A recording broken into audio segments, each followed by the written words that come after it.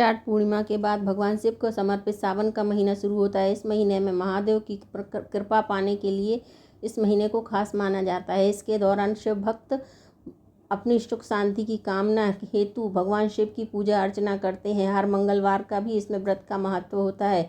इससे शुभ फल की प्राप्ति होती है और शादी आदि में आ रही बाधाएं दूर होती हैं।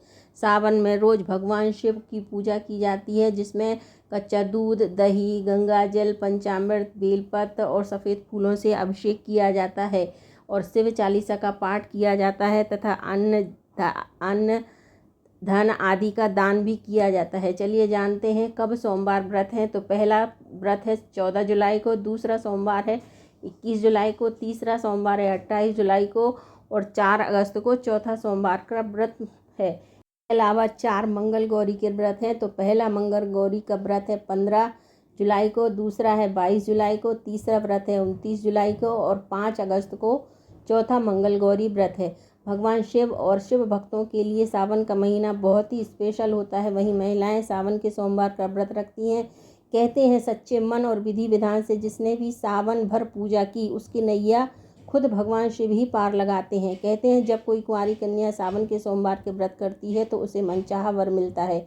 ऐसे में कई कुंवारी कन्याएं सावन के सोमवार के व्रत करती हैं। तो आप भी सावन के सोमवार के व्रत करने की सोच रहे हैं तो इस वीडियो को फुल वॉच करें, क्योंकि हम बताएंगे कि किस तरह से व्रत पूजा करें और व्रत किस तरह से खोलें। तो यदि कोई कन्या पहली बार व्रत कर रही है तो उसके लिए कुछ नियम है जो उन्हें हर सोमवार पूरे करने हैं।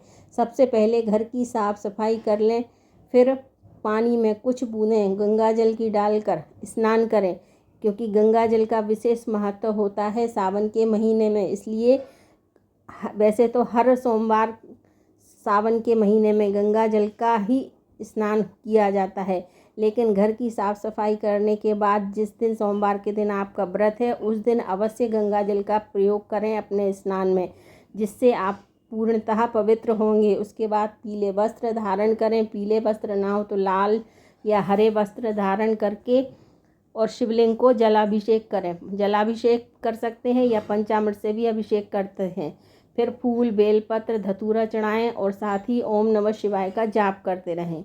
कन्याएं कभी भी शिव जी को हल्दी ना लगाएं, यह विशेष ध्यान रखें। और ना ही तुलसी के पत्तों का प्रयोग किया जाता है। कई लोग पंचामृत में तुलसी के पत्ते डाल देते हैं, लेकिन शिव की पूजा में कभी भी तुलसी का प्रयोग नहीं किया जाता है।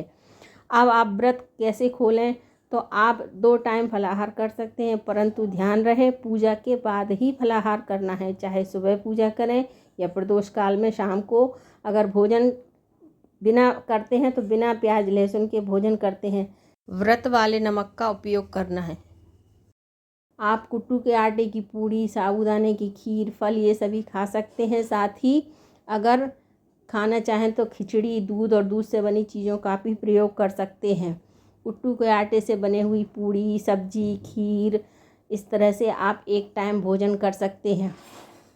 और फलों का सेवन करें। सीजनल जो फल होते हैं उनका सेवन करें। उम्मीद करती हूँ आपको जानकारी आज की पसंद आई होगी। तो अगर पसंद आई हो तो लाइक, शेयर, कमेंट ज़रूर कीजिएगा। Thank you.